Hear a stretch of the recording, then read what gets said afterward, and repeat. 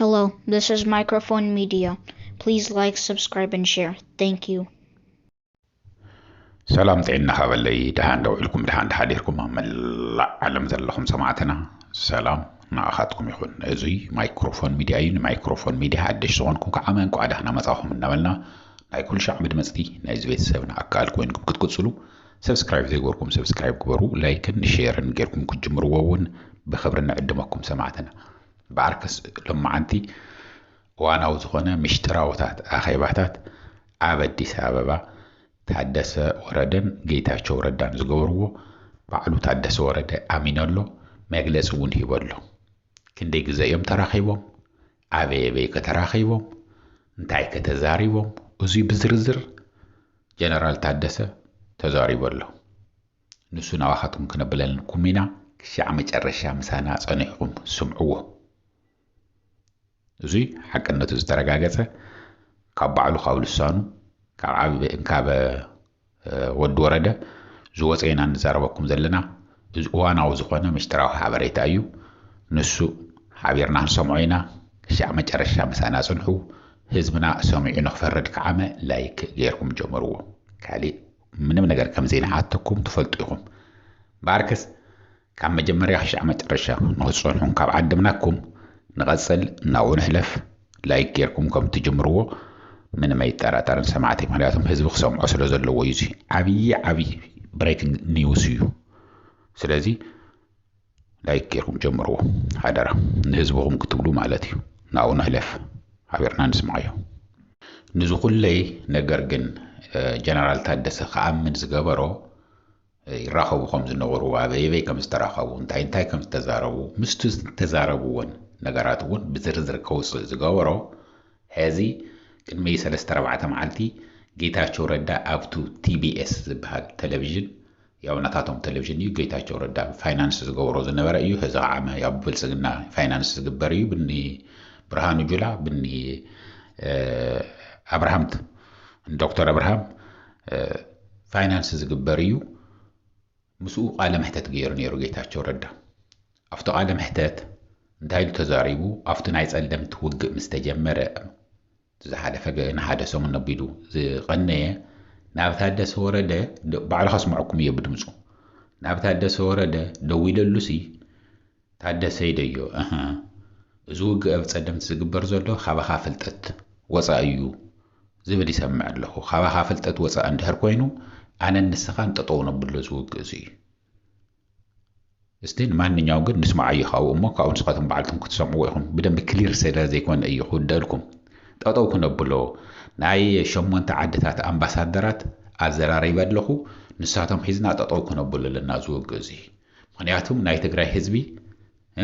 توسخي دم فساسن توسخي عنوة أيد لينيو إيده تزاري ويو تحدث عامة يبدل جيتاچو دارجا خنشندفينا كنشندف سنخلينا زمسل ملسي يهوني إلو هذا نتحدث زيا تراخيبهم دخل فلت بسلك يجزارون يرميهم ويس بأكل دي يجزارون يرمي زخول لي ملسي بيو قلت أنا جيت أشتون نسمع أيامه كاود حارة نزا تراخيبنا نيرنا بسلك دويدا الزراري بيون يرأيه زبالة جيت أشتون انتي ملس 5 هبة كنا نقرأكم هنا تراخوولن بأكل جن 3 جزء مخانن عبي كم استراخو نسون بزرزر ناوخاتهم كنبلينا مسانا صنحنا أو نهلف نفتنا مجمريا نسمع أي بقالو ببع كيتاچو ردا ثابت ده ولا لسولس هذا زي تخطط خوينو بحد خوينا دون بنا أنا شوعات هاجرات أمباسادرات سوينا مزعينة نجارات له حزب تقرأنا خالي جيت كاتو صلوا العدل في الترلو يفولتهم طبعا بخدرات دارجة نقولنا أنا إنجليز هاي وأكسعروا كم تزول قومية أو حسر زولت ياتنا عند مصيب زيحات النادلة زبلا توجه مستجمرس أو قدام مثلا بتيجي يوميرو يزول زلوا سولس دوي دلو نبت تحدث إذا نجر زين سخا حفلت تكاوس عند هركوينو نايشو عدت أمباسادرات أو زي الزراري بلخو نساتهم إذن أتطعون بلو إلو إلى حتى تيني رأي زوج سبزي زهز بزي ኣብ ሽግር ክወድቕ ኣይንደልዩን እንደገና ዕንወትን መከራን ክወጽሖ ኣይንደልን ኢና ኢሉ ዝተዛረቦ ናይ ሸውዓተ ዓድታት እውን ኣምባሳደራት ተዛሪበ እየ ኢሉ ተዛሪቡ ነገይታቸው ንዚ ግን ጀነራል ታደሰ ወረደ እንታይ ኢሉ ተዛሪቡ መልሲ ሂቡ እንካብ መቐለ ጌታቸው ረዳ ናብ አዲስ አበባ ካብ ዝኸይድ ጀሚሩ ካብ መጀመርያ ሻዕ ሕዚ መዓልቲ ማለት እዩ ምስ ጌታቸው ረዳ ብስልክ ዝተራኸብናሉ መዓልቲ የለን ናይ ጸለምቲ ውግእ ተጀሚሩ እናሃለወ ከምዚ ኢለ ተዛሪበ እየ ነይረ እየ ኢሉ ኣብ ቴሌቪዥን ወፂኡ ተዛሪቡ ዝንሄው እዚ ታደሰ ወረደ ዝተዛረበ እዩ ነግረኩም ዘለና ወፂኡ ዝተዛረቦ ብዕራይ ወለደ እዩ ዳርጋ ናይ ምባል እዩ ተዛሪቡ ምንም ሓሰት እዩ ብስልክሲ ተዛሪብና ይንፈልጥን ኢሉ ብስልክ ተዛሪቦንኩም ዘይፈልጡ ታደሰ ወረደ ተዛሪቡ ኣሎ ሓደ በሉለይ እዚ ኣበየ ቤዳ በኣካል ተራኺቦም እንታይ ከተባሂሎም ዝተዘርዝር ንዚ ከዓመ ንስማዕ እዩ እንካብ ጌታቸው ረዳ ነዲስ አበባ ካብ ዝሃድም ጀሚሩ ወይ ከዓ ናይ በልጽግና ሙሉእ ብቁሉዕ ማለት እዩ ቀደም እውን ናይ በልጽግና ኣባሊ ነይሩ ግን ብቁሉዕ ምስ በልጽግና ምዃኑ ሚኒስተር ኣማኻሪ ሚኒስተር ኮይኑ ምስተሾመ ታደሰ ወረደ ከዓመ ናይ ትግራይ ግዚያዊ ምምሕዳር ፕሬዚደንት ምስኮነ ሰለስተ ግዜ እዮም ተራኺቦም ካፍታ ፕሬዚደንት ዝኾነላ መዓልቲ እያን ቤት ታብ ናይ ፕሬዚደንት ዝኾነላ መዓልቲ እውን እንድሕር ተቆፂራ 4 ግዜ እየን ኣፍታ ናይ ፕሬዚደንት ዝኾነላ ግዜ ታደሰ ወረደ ብክንደይ መከራ ዓብይ አሕመድ ሰብ ሰዲዱ እዩ ካብ ሸራተን ሰኺሩ ወዲቑ ሓሪሱ ነበረ ክዳኑ እንተይቀየረ የግዴታ ትመጸለካ ተባሂሉ ዝመጸ ምክንያቱም ብስልክ እናደወለ ዓብይ አሕመድ ንዓ ተወሎ ሓሚመ እየ ክመጽእ ኣይክልን እንግዲህ ናይ ኣሜሪካ ኣምባሳደር ይቀሪ ዓበይቲ ዓድታት ይቀሪ ብዙሕ ነገር ብዙሕ ሰረሞኒያ ገይሩ እዩ ኾነ ኢሉ ዓብይ አሕመድ ኣብ ቤተ መንግስቲ ታደሰ ወረደ ኣፈሪሙ ሸመካ እየ ዝበሎ ኣብኡ ግን ጌታቸው ረዳ ንኽርከብ ይደልዮ ኣላ ጌታ ዓብይ አሕመድ ማለት እዩ ጌታቸው ረዳ ከዓማ ኣብኡ ክርከብ ይደልየን ሓሚመ እየ ኢሉ ኣብ ሸራተን እናሰኸረ ሓዲሩ ወዲቑ እናሃለወ የግዴታ ከተምፅዎ ኣለኩም ኢሉ ጎቲቱ ኣምፂኡ ኣፍቱ እንትሽየም እንተሎ መዓልቲ ብክንደይ መከራ ተጨዋበጡ ኢሉ እናኾረየ ንጌታቸው ኮርዩ ሰላም ከም ዘበሃሃሎም ርኢኹም ወኢኹም ናብኡ ይንምለስን ግን ምሳንት ተቆፂርካ 4 ግዜ እዮም ተራኺቦም ካብ ታደሰ ወረደ ፕሬዚደንት ዝኸውን ወይ ከዓ ጌታቸው ረዳ ሃዲሙ አዲስ አበባ ካብ ዝኸይድ ጀሚሩ ማለት እዩ ሓደ በሉለይ እዚ እታ ናይ መጀመርያ ኣኸባ በኣካል ደኣ ኣብ እዮም ተራኺቦም ኣኸባ በልዎ ኣኸባ ይኽትልዎ ይኽትሉ ዘይክትብልዎ ትኽእሉ ታደሰ ወረደ ዝኣመነን እየ ዝነግረኩም ዘለኹ እዚ ናይ መጀመርያ ኣኸባ ዝተረኸብሉ ናብ ጌታቸው ረዳ ናብ ምዕራብ ትግራይ ከይዱ ምስኒ ብዘይቱ ፕሬዚደንት ማለት እዩ ብዘይቱ ናይ ኣምባሳደር እንግዲህ ናብ ምዕራብ ትግራይ ሰለስተ ግዜ እዩ ከይዱ ጌታቸው ረዳ ታማእኸለዊት እያ እዚ ዛረባ ዘለኹ በይኑ ንሱ ታደሰ ወረደ ማለት ጌታቸው ረዳ ናብ ምዕራብ ትግራይ ከይዱ ምስቱ ናይ ምዕራብ ትግራይ ጀኖሳይደርስ ተፈራሪሙ ክትቀበልዎም ይግበአኩም ምዕራብ ትግራይ ወይ ከም ምዃኑ ዘይፈልጡ ወለጋ ድዩ ገበይ ድዩ ምንም ዘይፈልጡ እዮም ዝበለሉ ብድሕሪኣ ኣብ ኣወፂሖም ምስ መፁ አብርሃም በላይ ዘለዎ እንግዲህ አብርሃም በላይ ናይ ትግራይ መንግስቲ ወይ ከዓ ናይ ትግራይ ክልል ላዕለዋይ ኣማኻሪ ኢኻ ኢሉ ዘማኽሮ አብርሃም በላይ እዩ የበላይ ጠባቂ ዝልወለኒን ብላዕሊ ኮይኑ ዝቆፃፀሮ ናይ ትግራይ ዝምልከት አብርሃም በላይ እዩ ገንዘበዋን ናዋፃኻ ዞም ዩቲዩበራት ሚዲያ ቴሌቪዥን ዘለዎም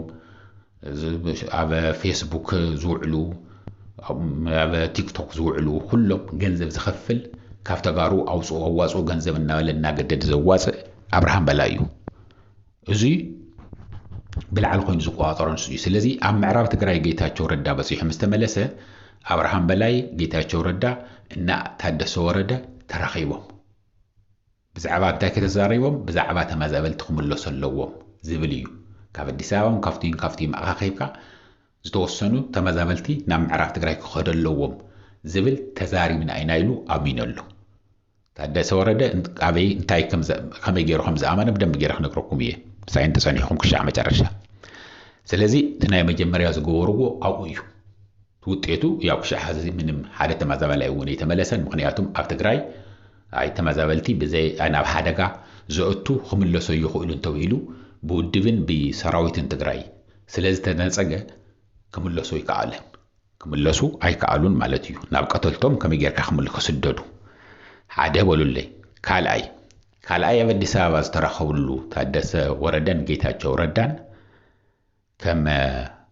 ወዲ ወረደ ዝኣመኖ ኣብ ናይ ኣዜብ መስፍን እናኣን ኣዜብ መስፍን ሞይተን ኣብ ሓዘን ክበፅሑ ጌታቸው እውን ኣብኡ ሓዘን እንበፂሑ ከፊሉ ሻሂ ቡና እናበለ ሙቕ ክሻዕ ዝብሎ ከፊሉ እናተፃወተ እንተሎ ታደሰ ወረደ ከዓም ክበፅሕ ንኣዲስ ኣበባ ኸይዱ ናፍቱ ዳኣዜብ መስፍን ምስ ከደ ኣብኡ ድንገት ተራኺቦም ሰላም ተባሂሎም ካብኡ ድሓር ተጨባቢጦም ማለት እዩ ርሕቕ ኢሎም ከፊሎም እንሃለው እናንተ አሁንም ተቆራረፋችሁ ነው እንዴ ያላችሁ ተነጋገሩም እንዴ ኢላ መጽያ ኣዜብ መስፍኑን ከም ተዛረበት ቃል በቃል ይዝነገርኩም ዘለኹ እዚ ከም ዝበለቶም ኣብኡ ግን ተራኺቡ ከም ዝተራኸቡ ካልኣይ ይበሉልኝ ኣበይ ኣብ ዳኣዜብ መስፍን ማለት እዩ ሓዘን ክበፅሑ ግን ብዙሕ ዝተዛረብዎ ነገር የለን ኣይትዛረቡ እንድኹም ኢላ ሕዚ እንደ ተቆራሪኹም ዝነኹም ኣይትዛረቡ እንድኹም ኢላ ኣዜብ መስፍን ስሒቃቶም ከም ዝሓለፈት ባዕላውን ኣሚና ኣላ ማለት እዩ ሳልሳይ ዝተራኸብሉ ኣብ ሸራተን እዩ ኣብ ሸራተን ዝተራኸብሉ ከዓመ ንምንታይ እየ ኸይደ ዝብል ዘሎ ታደሰ ወረደ ተስታውሱ እንትኾንኩም ኣማኒኤል ሰፋን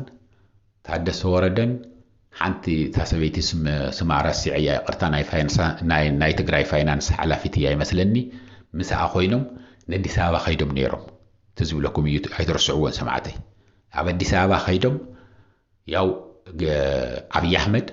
ንኣኻ ጥራሕ እየ ዝረኽበካ እምበር ነቶም ክልቲኦም ኣየግንዮምን እየ ኢሉ ምስ ታደሰ ወረደ ተዘራሪቡ ከም ዝተመለሱ ተስታውሱ ኢኹም እዚ ንኽብለኩም እዩ ዝነግሩ ዘለኹ ሽዑ ከዓመ ምስ ጌታቸው ረዳ ተራኺቦም ነይሮም ኣበይ ተራኺቦም ኣብ ሸራተን ታብ ሸራተን ምርኻቦም ምስ ንታደሰ ወረደ ተራኺቦም ነይሮም እትብል ዜና ወፅያ ነይራ እያ ከመ እዮም ተራኺቦም ግን ዝርዝር ዝተፈለጠ ይነበረን ብሓደ ምስ ንታደሰ ወረደ ከፊሉ ዝተዘራረበሉ ግዜ ይኮነን ሽዑ ጌታቸው ረዳ ማለት እዩ ግን ጌታቸው ረዳ ኣብቱ ናይ ሸራተን ሆልወይ ማለት ኣብቱ መንገዲ ኣብ ውሽጢ እናሃለዉ ማለት እዩ ናብ ሆቴሎም ክሓድሩ እናኣተዉ ማለት እዩ ኣሰፋ ኣማኒኤል ሰፋን ታደሰ ወረደን እታ ጋሻ ሰበይትን ኮይኖም ኣብ ሸራተን ኸዱ እንተለዉ ጌታቸው ረዳ ድንገት ይጋጣጠሙ ማለት እዩ ወይ ሰላም ተባሂሎም ተጨባቢጥና ይብለሎ ታደሰ ወረደ ኣብዚ ዲኻ ዝነኻ ኢለዮ ኣብዚ ዲኻ ዝነኻ ኢለየስ እዎ እዚ እየ ዝነኹ እቲ ዝን ገዛይ ተሓዲሱ ስለዘይተወድአ ነጌርናኩም ነርና ኢና እዚ ሪፖርት ገርናልኩም ነርና ተሓዲሱ ስለዘይተወድአ እምበር ኣብ ሳር ቤት ውርድ ኢልካ ቫቲካን ኤምባሲ ዝበሃል ኣሎ ኣብኡ ከባቢ ሓደ ዓብዪ ገዛ ናይ ቀደም ገዛ ተውሂብዎ ኣሎ ኢልና ሪፖርት ገርናልኩም ነርና ኢና ከይድኩም ክትርእይዎ ትኽእሉ ኢኹም ሰማዕትና ሕዚ ግን ኣብኡ ኸይዶም ኣብኡ መንገዲ ተራኺ ኣፍታ ሆልወይ ተራኺቦም እዎ እዚ እየ ነኹ ኢልዎም ሓሊፉና ኸይዱ እምበር ከፊልና ዝተዛረብናሉ ዝበላዕናሉ ዝተናሉ ዝተመኻኸርናሉ ኣብ ሸራተን እውን የለን እቱ ብስልኪ ደው ኢለ ኣዘራሪበዮ ነይረ ዝብል ዘሎ እውን ሓሰት እዩ ኢሉ እዩ ኣሚኑ ዘሎ ታደሰ ወረደ ማለት እዩ ስለዚ ጌታቸው ረዳ ሓደ ብኣፍታ ናይ ቲቢኤስ ቴሌቪዥን ወፂኡ ንምንታይ ታደሰ ወረደ ነዚ መልሲ ክህብ ተገዲዱ ዘሎ ኣብ ቲቢኤስ ወፂኡ ጌታቸው ረዳ ሓደ ትውግእ ዳርጋ ጠጠውኮም ዘበሎ ንሱ እቶም ናይ ትግራይ መራሕቲ ግን ነቶም ኣምባሳደራት ኣብ ኣዲስ ኣበባ ዘለዉ ተራኺቦም ነይሮም እዮም ሽዑ ምስ ከዱ ናብ ኣዲስ ኣበባ ንኣማኒኤል ሰፋን ታሰበይትን ወዲ ወረደን ኮይኖም ኣምባሳደራት ናይ ወፃኢ ናይ ኣውሮጳ ናይ ሕብረት ኣውሮጳ ኣምባሳደራት ተራኺቦም እዮም ኢልናኩም ነርና ኢና ሽዑ ተራኺቦም እንታይ ኢሎምዎም እዩ ዝብል ዘሎ ጌታቸው ረዳ ክነሸንፍ ኢና እናበሉ እዮም ነቶም ኣምባሳደራት ዝነግርዎም ንታደሰ ኢሉ ተዛሪቡ እዩ ዝኒኦ እዚ ኢሉ ምዝራው ከዓመ عبي أحمد كسم عيو عبي أحمد يخل عزيزني ززارو كوو عبي أحمد يوتا دولو اللي نيز بالقال لغيتاچو نسخازي تفلت أنت خوينكا وزيخا تزارب بلو معناتهم ود ورده أنا من نجار زفلتو نجار يلن زوج زي نبلا يزاربن سلذ نبرة سلذلو دحر زي تفلت خوينكا وزيخا بتلفزيون تزارب إلى نود ورده بدحريتو تستوصن تخوينكم ميديا صوعي ود ورده ونما قاله سفح زبالة حدا ساعات نقلملن أنا تقرأي تلفزيون دي مسويانة تقرأي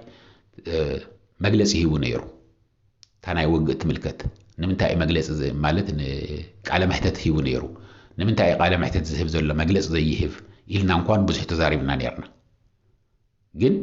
زيات هم نساتاناي ميديا خصوي خزارف زجورون عبي أحمد كعبد سبب دويلو نسخاون نفضوج إن خيالي خاص يلا خيون يلا كلنيه دحر زي الله خلقون كا أم ميديا وزيخا تزارب الوصل زنبرة تحدث ورد زيات تزارب وصل زنبرة جيتاتشو رد عما أنا إيه ني تحدث ورد بسلك دويلة تطوق بلوه جورا من لكاز نجرزي أنا نسخان كوينا تطوق نبلو لنا ناشو عت عند أمباسادراتون النون أيام زي تطوق بللو إلى زبرك وصل زتفعله مستحدث إن حدا تحدث وردنا عبي أحمدن كي يسألوا يدلل له الدورده جيتاتشو كعامة ناخد سؤال إيدا اللي يخون أزي كل جن زغل زرزر بمن غير يتحدث ورا دوس يوزنيه كش حزن دحر صنيحكم بتعمد دسكم زولكم برجع عناية سمعتك داويت كبدة خم تفلتوه بمحارنيا غيركا بزعبنا يتحدث ورا ده انتهي كم زأمن زلوا ركم مسوحي واحد زلوا ركم مس TDF سراويت تجري ወይ ሰራዊት ትግራይ ሓደ ነገር እንተገይሩሞ ታደሰ ወረደ ከም ዘይምልከቶ ብቻ አልወሃብ እዩ ቤት ታደሰ ወረደ ዝኽፈሎ አልወሃብ እዩ ስለዚህ መን ይውጽይዎ ዘሎ ህዚ ንዙ ኩለይ ዝርዝር ህዝ ነገርኩም በመሓርኛ ገይሩ ዳዊት ከበደ እዩ ራባ ታይምስ ብዝርዝሩን ተደልዩኩም አው ኸድኩም ስምዑዎ ዝርዝር ከድኩም አው ክስምዑዎ ትኸልኩም ግን ያው መሓርኛ ኮይኑ ዝንስዛረው ወንበር ተህዝ ተዛረኩኩም ይተዛሪው ዘሎ